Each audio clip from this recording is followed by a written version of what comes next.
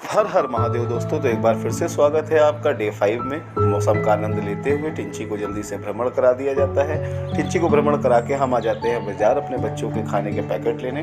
Packets लेकर के टिंची madam और बाबू की इजाज़त लेकर के और बच्चों को खाना अच्छे से पैक करा करके हम निकल पड़ते हैं अपनी सेना को खाना देने के लिए। सबसे पहले हम आ जाते हैं लीना सेना के पास। लीना सेना और कालू सेना को भोजन देते हुए हम आ जाते हैं स्नो वाइट से मिलने। स्नो वाइट से मिल करके और पार्क वाली ढोलू सेना से मिल करके हम आ जाते हैं अपनी भूरी सेना के पास। भूरी सेना और पप्पू चमेली कल्लू से मिलते हुए सबको खाना देते हुए अपने 50 बच्चों को प्रॉपर भोजन कराते हुए छुटकी के बच्चों से मिलने चले आते हैं दोस्तों।